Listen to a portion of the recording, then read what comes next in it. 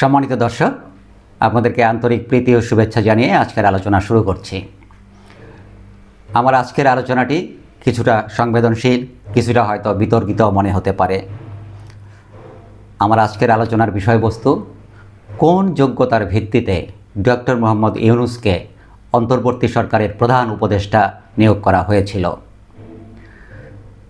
প্রশ্ন করতে পারেন যে এই 15 মাস পার হয়ে যাওয়ার পর কেন এই প্রশ্ন নিয়ে এখন আলোচনা করছি এই কারণে যে আমরা যারা এনজিও সেক্টরের মানুষ, আমি সহ এবং আমার মতো অসংখ্য এনজিও কর্মী, আমরা খুবই উচ্ছ্বসিত হয়েছিলাম যে আমাদের একজন প্রতিনিধি দেশের প্রধান উপদেষ্টা হিসাবে নিয়োগ লাভ করেছেন।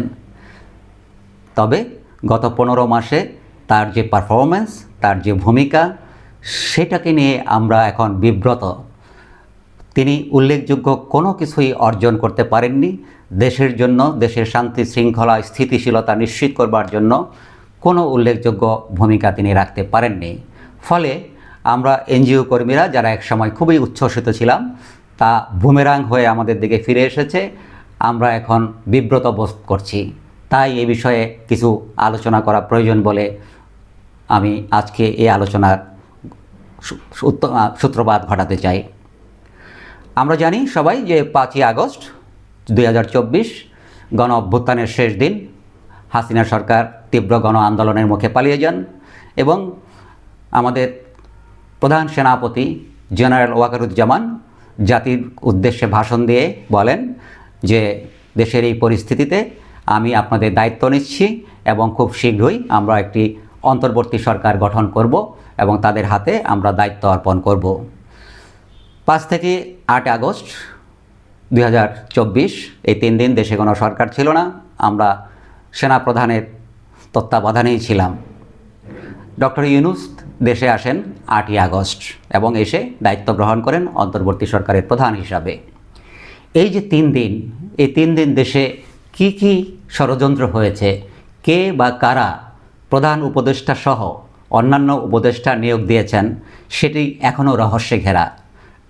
হয়তো বা একদিন এই রহস্য উদ্ঘাটিত হবে, আমরা জানতে পারব কারা কিভাবে এই সিদ্ধান্তটি নিয়েছিলেন। তবে গণ অভ্যুত্থানে নেতৃত্ব দানকারী যে ছাত্ররা ছিলেন, সেই ছাত্ররা দাবি করেছেন তারা ডক্টর ইউনূসকে অনুরোধ করেছেন প্রধান উপদেষ্টার দায়িত্ব নেওয়ার জন্য, এবং প্রধান উপদেষ্টা নিজেও একাধিকবার বলেছেন জাতীয় এবং আন্তর্জাতিক বিভিন্ন ফোরামে যে ছাত্ররাই তার নিয়োগকর্তা। কিন্তু আসলে কি তাই? ছাত্ররাই কি তার নিয়োগকর্তা, নাকি এর পেছনে আরও অন্য অনেক কিছু ছিল? সে আলোচনায় আসছি একটু পরেই। আমরা জানি যে ডক্টর ইউনূস একজন বিশ্বখ্যাত ব্যক্তি, এ বিষয়ে বিন্দুমাত্র দ্বিধা নেই। সারা পৃথিবীর মানুষ তাকে চেনেন। তিনি জগতের সকল বিখ্যাত পুরস্কার পেয়েছেন। তার যে পুরস্কারের তালিকা সেটি অনেক লম্বা। এখানে কয়েকটি উল্লেখযোগ্য তার যে পুরস্কার তা আপনাদের জানিয়ে রাখছি। উনি মেজর যে সমস্ত গ্লোবাল অ্যাওয়ার্ডস পেয়েছেন তার মধ্যে উল্লেখযোগ্য প্রথম হচ্ছে 2006 সনে তিনি শান্তিতে নোবেল প্রাইজ পেয়েছেন। সেটা নিয়ে অনেক প্রশ্ন উঠেছে যে শান্তির জন্য উনি কীভাবে নোবেল প্রাইজ পেলেন। আলোচনায় পরবর্তীতে আমি ব্যাখ্যা করব, বিশ্লেষণ করব। উনি 2006 সনে সিউল পিস প্রাইজ পেয়েছেন। উনি 2001 সনে ওয়ার্ল্ড ফুড প্রাইজ পেয়েছেন। উনি 1994 সনে James C Morgan global humanitarian award পেয়েছেন। এছাড়াও সিভিলিয়ান অনার্স বা সিভিলিয়ান অ্যাওয়ার্ডগুলির মধ্যে উল্লেখযোগ্য 2টি অ্যাওয়ার্ড, যেটি মার্কিন যুক্তরাষ্ট্র পৃথিবীর মাত্র 8 জন মানুষকে দিয়েছেন, তার মধ্যে তিনি একজন। সেটি হচ্ছে প্রেসিডেন্সিয়াল মেডেল অফ ফ্রিডম, যেটা 2009 সালে তাকে যুক্তরাষ্ট্র দিয়েছে, এবং কংগ্রেশনাল গোল্ড মেডেল 2013 সনেও মার্কিন যুক্তরাষ্ট্র তাকে এই অ্যাওয়ার্ডে ভূষিত করেছেন। এছাড়াও লিজিয়ন অফ অনার ফ্রান্স থেকে উনি এটা পেয়েছেন। এটা ফ্রান্সের হাইয়েস্ট অনার। উনি আতাতুর্ক পিস অ্যাওয়ার্ড পেয়েছেন টার্কি থেকে, খুবই প্রেস্টিজিয়াস পিস অ্যাওয়ার্ড। উনি ইন্ডিপেন্ডেন্স ডে অ্যাওয়ার্ড পেয়েছেন বাংলাদেশ থেকে, the highest civilian national award, এটা বাংলাদেশের জন্য স্বাধীনতা পুরস্কার। একাডেমিক এবং ইনস্টিটিউশনাল রিকগনিশন হিসাবে উনি প্রায় 50টিরও বেশি বিশ্ববিদ্যালয় থেকে ডক্টরেট ডিগ্রি পেয়েছেন, অনারারি ডক্টরেট ডিগ্রি পেয়েছেন সারা পৃথিবীতে।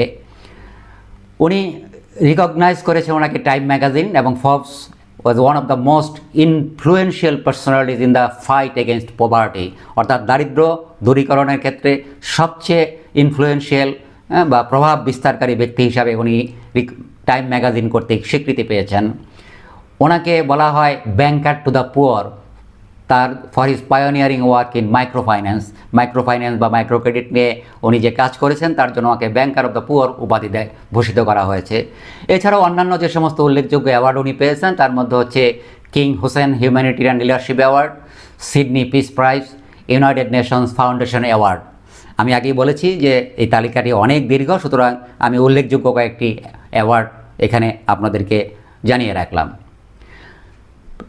বিষয় হচ্ছে যে এসব পুরস্কারের অধিকাংশই তিনি পেয়েছেন তার প্রতিষ্ঠিত যে গ্রামীণ ব্যাংক, এই গ্রামীণ ব্যাংকের মাধ্যমে দারিদ্র্য দূরীকরণের মডেল সৃষ্টির জন্য। অর্থাৎ উনি পৃথিবীতে প্রমাণ করবার চেষ্টা করেছেন যে গ্রামীণ ব্যাংকের এই মাইক্রো ক্রেডিট বা মাইক্রো ফাইন্যান্সের মাধ্যমে দারিদ্র্য দূর করছেন উনি, এবং তার জন্য, এবং শুধু বাংলাদেশে নয় পৃথিবীর বিভিন্ন দেশে উনি এই গ্রামীণ মডেল চালু করেছেন। তারই জন্য স্বীকৃতিস্বরূপ উনি এই অধিকাংশ অ্যাওয়ার্ড পেয়েছেন, এই পুরস্কারগুলি পেয়েছেন। কিন্তু প্রকৃত অর্থে কি দারিদ্র্য দূর করতে পেরেছেন? না। আমার উত্তর, আমার বিশ্লেষণ, আমার গবেষণা যা বলে তিনি পারেননি। আমি দীর্ঘ 2 দশকেরও বেশি সময় ধরে বাংলাদেশে এনজিও সেক্টরের সাথে সরাসরি জড়িত ছিলাম এবং এখনও পরোক্ষভাবে জড়িত আছি। সেই সুবাদে দেশের নানা প্রান্তে ঘুরে বেড়েছি, নানা এনজিওর নানা কর্মসূচি পর্যবেক্ষণ করার সুযোগ হয়েছে আমার। এখানে বলে রাখা ভালো, আপনারা যদি যারা ডক্টর মোহাম্মদ ইউনূসের ফ্যান তারা হয়তো আমার উপর বিরক্ত হতে পারেন, কিন্তু আমি প্রথম দিন থেকেই, যখন থেকে মাইক্রো ক্রেডিট বুঝতে শিখেছি, ডক্টর ইউনূসকে চিনতে শিখেছি, তখন থেকেই আমি তার ব্যক্তিগত কোনো ফ্যান নই। কারণ আমি বিশ্বাস করি মাইক্রো ক্রেডিটের দ্বারা বা এই ক্ষুদ্র ঋণের দ্বারা দারিদ্র্য দূরীকরণ সম্ভব নয়, বরং এই ক্ষুদ্র ঋণের বেড়াজালে জড়িয়ে অসংখ্য দরিদ্র মানুষ দরিদ্র থেকে আরও হত দরিদ্রের দিকে চলে যেতে দেখেছি। আমি আমার নিজের গবেষণায় নিজের চোখে আমি দেখেছি ঋণের কিস্তি পরিশোধের জন্য অসংখ্য মানুষ একটি সংস্থা থেকে ঋণ নিয়ে কিস্তি দেওয়ার জন্য আরেক সংস্থা থেকে ঋণ নিয়েছে, সেখানকার কিস্তি দেওয়ার জন্য আরেক সংস্থা থেকে ঋণ নিয়েছে, এভাবে 4-5টি সংস্থা থেকে ঋণ নিয়ে যখন ঋণের বোঝায় জর্জরিত হয়েছেন, পালিয়ে বেরিয়েছেন কিস্তি পরিশোধ করতে না পেরে, তখন গ্রাম থেকে তারা পালিয়ে শহরের বস্তিতে এসে অবস্থান নিয়েছেন। এরকম লক্ষ লক্ষ ঘটনা আমার জানা আছে এবং বিভিন্ন গবেষণায় তা পাওয়া গেছে। সুতরাং গ্রামীণ ব্যাংকের এই মাইক্রো ক্রেডিট ফর্মুলার মাধ্যমে দারিদ্র্য দূরীকরণ হয় এটা আমি বিশ্বাস করি না, এবং এটা আমি বারবার প্রমাণ করবার চেষ্টা করেছি, এবং আমার মতো আরও অনেকেই এ বিষয়ে গবেষণা করেছেন এবং প্রমাণ করেছেন। একটি কথা উল্লেখ করা প্রয়োজন এখানে, যে বাংলাদেশে যতগুলো মাইক্রো ক্রেডিট সংস্থা রয়েছে তাদের যে সুদের হার, তার চেয়ে অনেক বেশি সুদের হার হচ্ছে গ্রামীণ ব্যাংকের মাইক্রো ক্রেডিটের।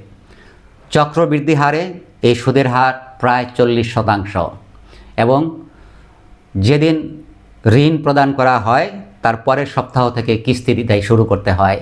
ধারণাটি ছিল একজন মানুষ, দরিদ্র মানুষ ঋণ নেবেন, ঋণ নিয়ে কোনো একটি ক্ষুদ্র ব্যবসা উনি স্থাপন করবেন, সেই ব্যবসা থেকে লাভ হবে এবং তারপরে সেখান থেকে কিস্তি দিবেন এবং নিজের সংসারেও কিছুটা ব্যয় করবেন, সংসারে কিছুটা উন্নতি সাধন করবেন। কিন্তু পরের সপ্তাহ থেকেই যখন কিস্তি দেওয়া শুরু করতে হয় তখন সেই ঋণের টাকা থেকেই কিস্তি দেওয়া শুরু হয় এবং সেখান থেকেই শুরু হয় আরও দরিদ্র হওয়ার প্রক্রিয়াটি। ডক্টর ইউনূস একসময় বলেছিলেন 2030 সনের মধ্যে তিনি বাংলাদেশে যে দারিদ্র, সেই দারিদ্রকে জাদুঘরে পাঠাবেন। 2025 সনে আমরা আছি, 5 বছর বাকি তার এই কথা প্রমাণ করবার। তিনি কি তা করতে পেরেছেন? তিনি কি কখনো আমাদেরকে জানিয়েছেন এই পর্যন্ত গ্রামীণ ব্যাংকের এই মাইক্রো ক্রেডিট বা মাইক্রো ফাইন্যান্স কর্মসূচির মাধ্যমে কত শত বা কত হাজার বা কত লক্ষ মানুষ দারিদ্র্যমুক্ত হয়েছেন? এই হিসাব কি তিনি জাতির সামনে কখনো উপস্থাপন করেছেন? করেননি, কারণ করা সম্ভব না। তাহলে প্রশ্ন, কেন তিনি এই দারিদ্র্য দূরীকরণের মডেলকে বিক্রি করে এত পুরস্কারে ভূষিত হলেন? এর মূল কথা হলো তিনি তার গ্রামীণ মডেল দিয়ে পশ্চিমা যে পুঁজিবাদী সমাজ, সেই পুঁজিবাদী সমাজকে বোঝাতে সক্ষম হয়েছেন কিভাবে ক্ষুদ্র ঋণের সুদের মাধ্যমে প্রফিট জেনারেট করা যায়, ক্যাপিটাল অ্যাকুমুলেট করা যায়, এবং পুঁজিবাদী রাষ্ট্রের মূল দর্শনই হচ্ছে পুঞ্জীভূতকরণ, আর সেটাই তিনি শিখিয়েছেন। তাতেই তার পুরস্কারের তালিকা লম্বা থেকে লম্বা হয়েছে। তিনি শান্তিতে নোবেল পুরস্কার পেয়েছেন, প্রশ্ন উঠেছে বা অনেকেই প্রশ্ন করেন, কোথায় কখন বিশ্বের কোথায় বাংলাদেশ বা অন্য কোনো দেশে শান্তি প্রতিষ্ঠার জন্য কাজ করেছেন? কোনো উদাহরণ আমরা দেখতে পাই না। তাহলে কেন এটা পেয়েছেন? এটা পেয়েছেন সিম্পলি নরওয়ের যে কোম্পানি টেলিনর, সেই টেলিনর কোম্পানিকে গ্রামীণ ব্যাংকের গ্রামীণ ফোনের ব্যবসা করার সুযোগ সৃষ্টি করে দেওয়ার মাধ্যমে বাংলাদেশে, এবং একচেটিয়া টেলিনর গ্রামীণ ফোনের মাধ্যমে বাংলাদেশে ব্যবসা করেছে, কোটি কোটি ডলার এখান থেকে কামিয়ে নিয়েছে, এবং সেই সাথে বিল ক্লিন্টন ফাউন্ডেশনের সহায়তায় তিনি এই নোবেল পিস প্রাইজ পেয়েছেন বলে অনেকেই বলে থাকেন, মনে করে থাকেন, একথা সবাই বিশ্বাসও করেন। তিনি 3-0 যে থিওরি নিয়ে দেশে বিদেশে বক্তৃতা করে বেড়াচ্ছেন, অর্থাৎ শূন্য দারিদ্র্য, শূন্য বেকারত্ব এবং শূন্য কার্বন এমিশন, তার এই প্রচারণা পৃথিবীর কোন দেশে কী পরিবর্তন এনেছে তিনি কি বলতে পারবেন? বাংলাদেশের কথা না হয় বাদই দিলাম, বাংলাদেশে দারিদ্র্য, বেকারত্ব এবং কার্বন এমিশনের যে মাত্রা, সেটা নিয়ে তিনি কখনো কাজ করেছেন? নাকি তিনি শুধু বিশ্বের বিভিন্ন দেশে দেশে ছাত্রদের মাঝে, যুবদের মাঝে এ বিষয়ে বক্তৃতা দিয়ে বাহবা নিচ্ছেন, হাততালি কুড়াচ্ছেন? তিনি তরুণ সমাজকে উদ্যোক্তা হতে উৎসাহিত করেন, চাকরি নেব না চাকরি দেব, এই দর্শনে অনুপ্রাণিত করেন তরুণ যুবক যুবতীদেরকে। যদি প্রশ্ন করি, বাংলাদেশের কতজন যুবক বা যুবতীকে তিনি উদ্যোক্তা হতে সাহায্য করেছেন, সহায়তা করেছেন? উত্তর হবে 0। তার 3-0-এর সাথে আরেক 0 যোগ হবে। সবশেষে আসি তার রাজনৈতিক অভিজ্ঞতার বিষয়ে। তিনি বরাবরই একজন রাজনীতি বিমুখ মানুষ।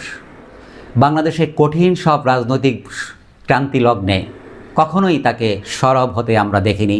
তিনি সর্বদাই নীরব ছিলেন। তিনি তার গ্রামীণ ব্যাংক, মাইক্রোক্রেডিট, সুদের ব্যবসা নিয়ে ব্যস্ত ছিলেন। শুধুমাত্র তার বিরুদ্ধে যখন শেখ হাসিনা সরকার মামলা দায়ের করে, তখন তিনি কিছুটা সরব হয়েছিলেন, এবং তা সম্পূর্ণ নিজ স্বার্থে। 2007 সনে তিনি নাগরিক শক্তি নামে একটি রাজনৈতিক দলও গঠন করেছিলেন, এবং কয়েক মাসের মধ্যে সেই দোকান তিনি বন্ধ করে দিয়েছেন। কারণ তিনি বুঝেছিলেন যে রাজনীতি তার কাজ নয়, তিনি রাজনীতি বোঝেন না, সুদের ব্যবসা করাটাই তার জন্য অধিক লাভজনক ভেবে তিনি সেই রাজনৈতিক দলটি মাস 3-এর মধ্যেই বন্ধ করেন। তাহলে প্রশ্ন জাগে, যারা তাকে প্রধান উপদেষ্টা হিসাবে নিয়োগ দিয়েছেন, তারা কোন স্বার্থে এটা করেছেন? ছাত্ররা যে তার আসল নিয়োগদাতা নয় তা স্পষ্ট। তা ছাত্ররা কিংবা তিনি যতই দাবি করেন না কেন, কারণ আমরা দেখেছি তার ক্ষমতা বা দায়িত্ব গ্রহণের কয়েক মাসের মধ্যেই ছাত্রদের সাথে তার গণ্ডগোল লেগে গেছে, ছাত্রদের কথা উনি আর শোনেন নাই। সুতরাং ছাত্ররা তার প্রধান নিয়োগকর্তা নন, এটি সর্বৈবই একটি মিথ্যা। বরং ছাত্রদের ব্যবহার করে অন্য কোনো শক্তি তাকে নিয়োগ দিয়েছে তাদের নিজেদের স্বার্থ হাসিলের জন্য। সে শক্তি হতে পারে পশ্চিমা কোনো দেশ, বা যে সকল দেশ তাকে পুরস্কার দিয়েছেন নানা বিষয়ে, তাদের পুরস্কারের প্রতিদান হিসাবে তিনি হয়তো হাসি মুখে এই সুযোগটি গ্রহণ করেছেন, যাতে তাদের এই পুরস্কারের প্রতিদান দিতে পারেন, তাদেরকে নানাভাবে সাহায্য করতে পারেন।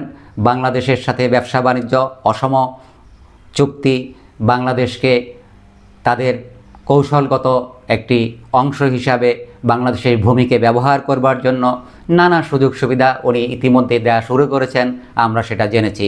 উনি চট্টগ্রাম পোর্ট বিদেশিদের কাছে হস্তান্তর করতে চাচ্ছেন, উনি বার্মাতে উনি করিডোর দেওয়ার জন্য আয়োজন করেছেন। এরকম নানা উদ্যোগ আমাদেরকে তথ্য দেয় বা ইন্ডিকেট করে যে উনি আসলে পশ্চিমা দেশের স্বার্থ রক্ষা করবার জন্যই, রাজনৈতিক অভিজ্ঞতা না থাকা সত্ত্বেও, একটি দেশ চালানোর মতো যোগ্যতা না থাকা সত্ত্বেও উনি এই দায়িত্বটি গ্রহণ করেছেন।